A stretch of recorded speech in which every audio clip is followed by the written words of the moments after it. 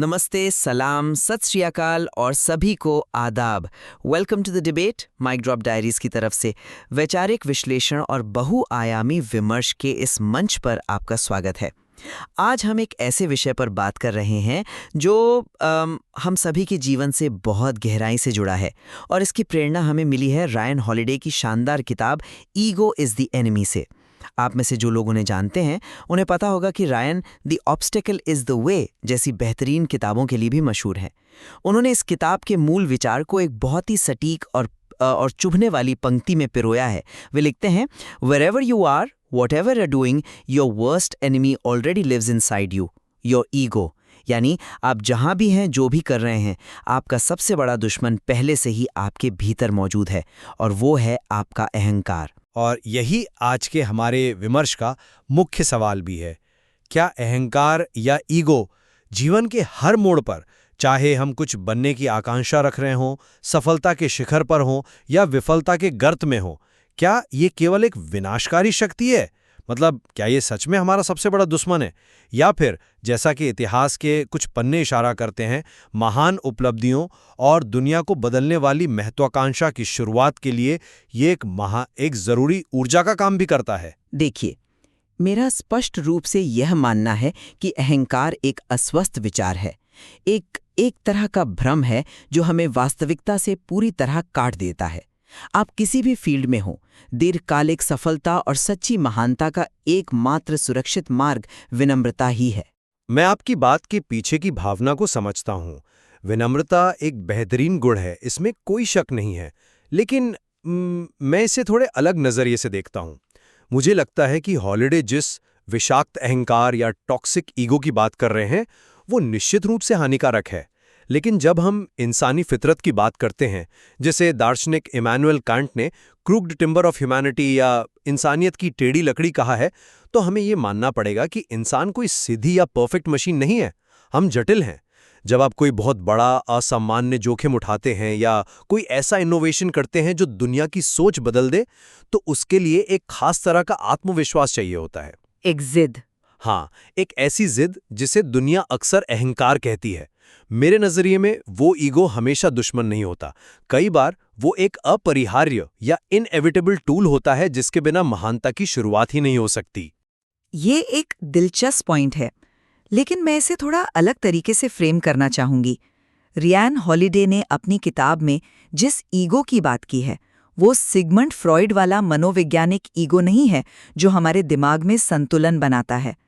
Holiday के लिए ego का मतलब बहुत ही व्यवहारिक है, अपनी अहमियत के बारे में एक झूठा और अस्वस्थ विश्वास।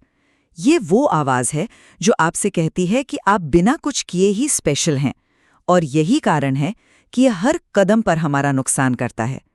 जब हम जीवन की शुरुआत में कुछ बनना चाहते हैं, यानी आकांक्षा या एस्पायर के चरण में होते हैं, तो ये अहंकार हमें मेहनत करने के बजाय सिर्फ बातें करने पर मजबूर करता है। सिर्फ बातें करने पर? बिल्कुल। Talk talk talk. हमें लगता है कि हमारे विचार ही काफी हैं, काम करने की क्या जरूरत है। और जब हमें सफलता मिलती है तो यही ईगो पैरानोया में बदल जाता है। मतलब एक तरह के पागलपन और वहम में। हमें लगने लगता है कि नियम हम पर लागू नहीं होते, और जब हम फेल होते हैं तो ये ईगो हमें अपनी गलतियों को स्वीकारने से रोकता है। ये हमें सच्चाई से दूर ले जाता है, और यही वजह है कि ये हमारा दुश्मन है। मुझे माफ कीजिएगा, लेकिन मैं इस बात को इतनी आसानी से स्वीकार नहीं कर सकता। ईगो इज द एनिमी का ये सिद्धांत सुनने में बहुत अच्छा लगता है। ये एक बहुत ही सुंदर आदर्श स्थिति है, लेकिन असल दुनिया की जमीनी हकीकत बहुत उलझी हुई है। चलिए किसी और की नहीं, खुद रायन हॉलिडे की कहानी से ही शुरू करते हैं। उन्होंने अपनी ही किताब के द पेनफुल प्रोलॉग में बताया है कि कैसे 19 साल की उम्र में उन्होंने कॉलेज छोड़ दिया। वो बेवर्ली हिल्स की एक टैलेंट मैनेजमेंट एजेंसी में सबसे कम उम्र के एग्जीक्यूटिव बन गए, रॉक बैंड्स के साथ काम किया, बड़े बड़े फैसले लिए। जरा सोचिए, क्या एक 19 साल के लड़के का ये सोचना कि मैं कॉलेज छोड़कर सीधे हॉलीवुड के दिग्गजों के साथ काम कर सकता हूं, बिना किसी शुरुआती अहंकार के संभव था? पर वो सिर्फ आत्मविश्वास भी तो हो सकता है ना? लेकिन क्या बिना उस फीवर्ड ईगो या तीव्र जुनून के कोई इतना बड़ा और अपरंपरागत दांव लगा सकता है? जब आप नियमों को तोड़ना चाहते हैं तो मैं कर सकता हूं वाली वो आग चाहिए ही होती है। पूरी तरह से विनम्र इंसान अक्सर निष्क्रिय हो सकता है।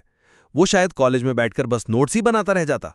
मैं समझ रही हूँ कि आप उस 19 साल के लड़के के आत्मविश्वास की तारीफ कर रहे हैं, लेकिन सवाल यह है कि उस आत्मविश्वास का आधार क्या होना चाहिए। और यहीं पर एस्पायर के चरण में एक बहुत बड़ा फर्क सामने आता है, टू बी और टू डू। यानी क्या आप केवल कुछ बनना चाहते हैं या आप वास्तव में कुछ करना चाहते हैं। विलियम टिकुम से शेरमैन का उदाहरण लीजिए। वे अमेरिका के सबसे महान जनरलों में से एक बने, लेकिन उनका सफ़र बिना किसी शोर शराबे के बेहद शांत और स्थिर था। उन्होंने कभी भी खुद को प्रमोट नहीं किया, बस अपना काम पूरे निष्ठा से किया। हाँ, उनका फोकस सिर्फ काम पर था। ठीक कहा। प्राचीन ग्रीस में आइसोक्रेट्स ने भी यही कहा था कि महत्वाकांक्षा का मार्ग बहुत खतरनाक है और इस पर सिर्फ विनम्रता के साथ ही चला जा सकता है। इसे आज के संदर्भ में समझने के लिए हॉलिडे एक बहुत ही बेहतरीन कॉन्सेप्ट देते हैं, कैनवस रणनीति, जो रोमन शब्द एंटाम्बुलो से आया है। इसका मतलब किसी का चमचा बनना नहीं है, बल्कि इसका मतलब है अपने ईगो को साइड में रखना और अपने बॉस या अपनी टीम का रास्ता साफ करना। आप वो कैनवस बनिए जिस पर दूसरे लोग अपनी पेंटिंग बना सकें। जब आप दूसरों को बेहतर बनाते हैं, जब आप क्रेडिट लेने की होड़ से बाहर निकल जाते हैं, तो आप खुद ब खुद अपरिहार्य बन जाते हैं। आपकी बात में बहुत लॉजिक है और मैं इस बात से पूरी तरह सहमत हूं कि हमेशा एक छात्र बने रहना और सीखना जरूरी है। कॉर्पोरेट वर्ल्ड या मिलिट्री में शेरमैन की तरह कैनवस स्ट्रैटेजी शायद बहुत अच्छी काम करे, लेकिन क्या आपने कभी सोचा है कि दुनिया को बदलने वाली जो एक अलग स्तर की रचनात्मकता या आर्ट होती है, क्या वो बिना किसी प्रचंड अहंकार के बाहर आ सकती है? किताब में कॉमेडियन बिल हिक्स का एक उद्धरण है कि दुनिया फीवर्ड ईगोस से दूषित है। हॉलिडे इसे एक बीमारी की तरह देखते हैं। परफॉर्मेंस आर्टिस्ट मरीना अब्रामोविच भी कहती हैं कि अपनी महानता पर विश्वास करना रचनात्मकता की मौत है। लेकिन जरा रुकिए, क्या बिल हिक्स या मरीना अब्रामोविच खुद बिना उस प्रचंड जिद के उस मुकाम तक पहुंच सकते थे? शायद शुरुआत में थोड़ी बहुत जिद की आवश्यकता हो, लेकिन देखिए, जब एक आर्टिस्ट या इनोवेटर कुछ ऐसा बनाता है जो पहले कभी नहीं बना, तो उसे इस बात पर एक अतार्किक, लगभग पागलपन वाला विश्वास होना ही चाहिए कि मैं कुछ ऐसा देख सकता हूं जो बाकी दुनिया नहीं देख पा रही है। दुनिया अक्सर उस जुनून को अहंकार कह देती है। आप हमेशा उस आग को विनम्रता की सीमाओं में नहीं बांध सकते। कभी कभी दायरा तोड़ना ही पड़ता है। मैं ये नहीं कह रही कि जुनून नहीं होना चाहिए, लेकिन जब वो जुनून उस तथाकथित फीवर्ड ईगो में बदल जाता है और इंसान सीमाएं तोड़कर सफलता के शिखर पर पहुंचता है, तो वही ईगो उसका सबसे दर्दनाक पतन भी लेकर आता है। सफलता को संभालना सबसे मुश्किल काम है, क्योंकि सफलता के साथ ईगो एक ऐसा भ्रम पैदा करता है जो इंसान को अंदर से खोखला कर देता है। हार्वर्ड ह्यूज का ही उदाहरण लेते हैं। उन्होंने एविएशन और हॉलीवुड में एक विशाल साम्राज्य खड़ा किया। वे उसी रचनात्मकता का प्रतीक थे जिसकी आप बात कर रहे हैं। लेकिन फिर क्या हुआ? उनके उसी अहंकार ने उन्हें पैरानोया का शिकार बना दिया। उन्हें लगने लगा कि हर कोई उन्हें धोखा दे रहा है। वे अपनी ही बनाई हुई दुनिया में कैद हो गए। होटलों के कमरों में बंद होकर टिश्यू बॉक्स पहनकर घूमने लगे। उनके अहंकार ने उनके दिमाग को ही निष्ठ कर दिया। हार्वर्ड ह्यूज का अंत वाकई दुखद था, इसमें कोई शक नहीं है। सिर्फ ह्यूज ही नहीं, इतिहास में फारस के सम्राट ज़रस्कस का किस्सा देखिए। जब हेलेस्पोंट नदी पर उसके बनाए गए पुल को एक तूफान ने तोड़ दिया, तो उसका अहंकार इतना चरम पर था कि उसने उस निर्जीव नदी को 300 कोड़े मारने का आदेश दिया। ये उस अहंकार का पागलपन है जो सफलता के बाद आता है। इसीलिए आईटीटी के सीईओ हेराल्ड जेनिन ने सच ही कहा था कि व्यवसाय में सबसे बुरी बीमारी शराब की लत नहीं बल्कि ईगोटिज्म है। सफलता को बनाए रखने के लिए एंजेला मर्कल जैसी संयम या सोब्राइटी की आवश्यकता होती है। हमें प्रकृतिवेद जॉन मुइर की तरह करना चाहिए, जो अलास्का के ग्लेशियरों के सामने खड़े होकर उस विशालता का ध्यान करते थे, ताकि उन्हें याद रहे कि इस ब्रह्मांड के सामने वो कितने छोटे हैं। मैं आपके इन उदाहरणों की गहराई को समझता हूँ। जॉर्ज सी मार्शल जैसे लोग जो डिजीज ऑफ मी से मुक्त थे, वे हमारे लिए एक आदर्श हैं। और हाँ, ज़र्क्सस का पानी को कोड़े मारना अहंकार का एक बेतुका रूप था। लेकिन इतिहास को हम सिर्फ सुरक्षित और विनम्र लोगों के चश्मे से नहीं देख सकते। अलेक्जेंडर द ग्रेट की बात करते हैं। आपको अलेक्जेंडर और दार्शनिक डायोजीनीज का वो प्रसिद्ध किस्सा तो याद ही होगा। जब डायोजीनीज एक बैरल में रहते थे। बिल्कुल, डायोजनीज एक फकीर की तरह बैरल में रहते थे। दुनिया का सबसे शक्तिशाली शासक अलेक्जेंडर उनके पास गया और बोला, मांगो, मैं तुम्हें दुनिया की कोई भी चीज दे सकता हूं। डायोजनीज ने बेपरवाही से कहा, बस मेरी धूप से हट जाओ।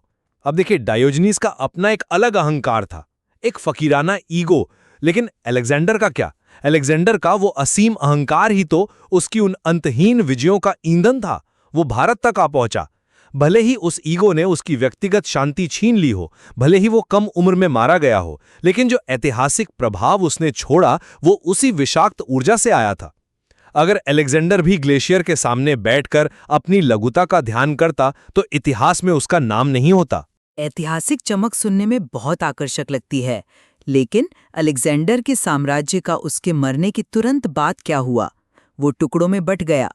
और यही मेरा पॉइंट है। सफलता का नशा जब उतरता है और इंसान का सामना विफलता से होता है, तब अहंकार का असली और सबसे क्रूर चेहरा सामने आता है। विफलता के समय अहंकार इंसान को अपनी गलतियां मानने से पूरी तरह रोकता है। रॉबर्ट ग्रीन का एक बहुत ही शानदार सिद्धांत है, जिसे हॉलिडे ने किताब में इस्तेमाल किया है। हमारे पास विफलता के समय दो विकल्प होते हैं, अ लाइफ टाइम या डेड टाइम। डेड टाइम वो है जब हम हाथ पर हाथ धरे बैठे रहते हैं, दुनिया को दोष देते हैं। इसके विपरीत अ लाइफ टाइम वो है जहां हम सीखते हैं। अ लाइफ टाइम का कंसेप्ट वाकई पावरफुल है ना? इसका सबसे बेहतरीन उदाहरण है मैल्कम एक्स। जब वे एक युवा के रूप में जेल गए तो वो उनके जीवन की सबसे बड़ी विफलता थी। वे सिस्टम को दोष दे सकते थे, गुस्से में अपना समय बर्बाद कर सकते थे, वो डेड टाइम होता। लेकिन उन्होंने अपने ईगो को मारा।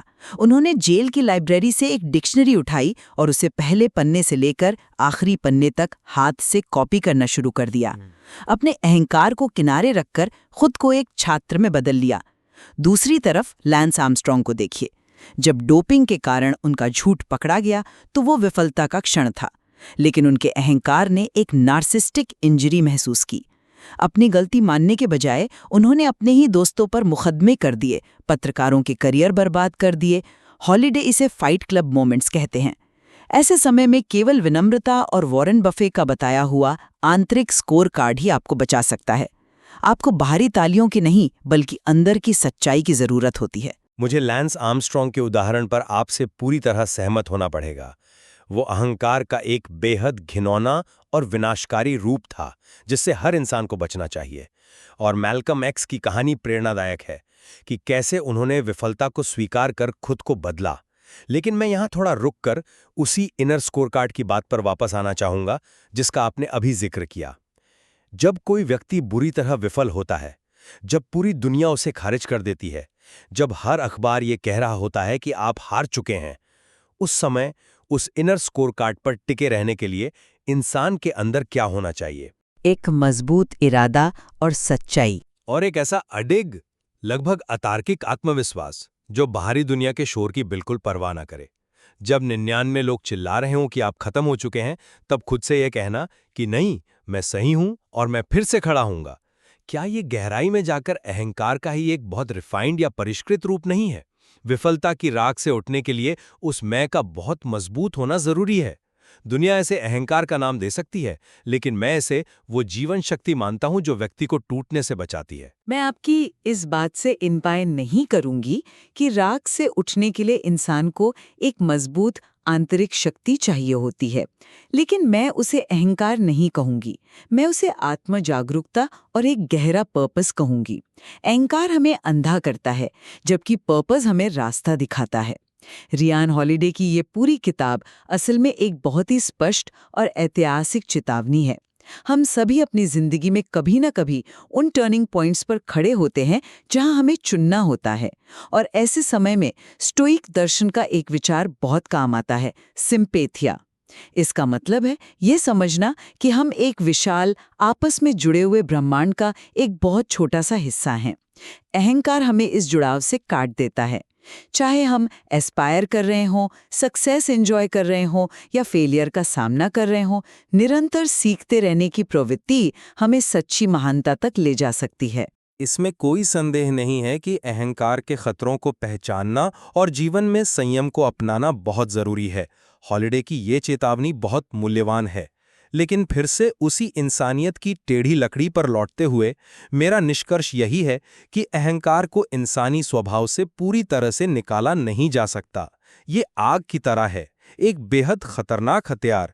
अगर ये आपके नियंत्रण से बाहर हो जाए, जैसे हार्वर्ड ह्यूज के मामले में हुआ, तो ये निस्संदेह आपका सबसे बड़ा दुश्मन है। लेकिन अगर आप उस अहंकार को एक गहरे उद्देश्य के साथ जोड़ सकें, अगर आप उस ऊर्जा को सही दिशा में मोड़ सकें, तो ये उन अभूतपूर्व उपलब्धियों का स्रोत भी है जो शायद पूर्ण विनम्रता की स्थिति में कभी संभव ही ना हो पाए। मुझे लगता है कि ये एक ऐसा विमर्श है जिस पर सोचने के लिए हमारे सुनने वालों के पास अब बहुत सी सामग्री है। रायन हॉलिडे की ईगो इज द एनिमी सिर्फ एक किताब नहीं है, बल्कि ऐतिहासिक, दार्शनिक और मनोवैज्ञानिक प्रसंगों का एक ऐसा संग्रह है जो हमें गहरे आत्म-मूल्यांकन के लिए मजबूर करता है। बिल्कुल। इस चर्चा का मकसद आपको कोई एक बना बनाया फॉर्मूला या अंतिम उत्तर देना नहीं था। हमारा उद्देश्य उन जटिलताओं को सामने लाना था जो इंसान के दिमाग और उसकी महत्वाकांक्षा के बीच चलती रहती हैं। अब ये पूरी तरह से आपको तय करना है कि आप अपने उस आंतरिक शोर को कैसे सुनते हैं और उसका क्या इस्तेमाल करते हैं। आप सभी का इस विमर्श में हमारे साथ जुड़ने के लिए बहुत बहुत धन्यवाद। हम आपको अपने स्वयं के निष्कर्ष निकालने के लिए आमंत्रित करते हैं। फिर मिलेंगे वैचारिक विश्लेषण और बहुआयामी विमर्श के इस मंच पर।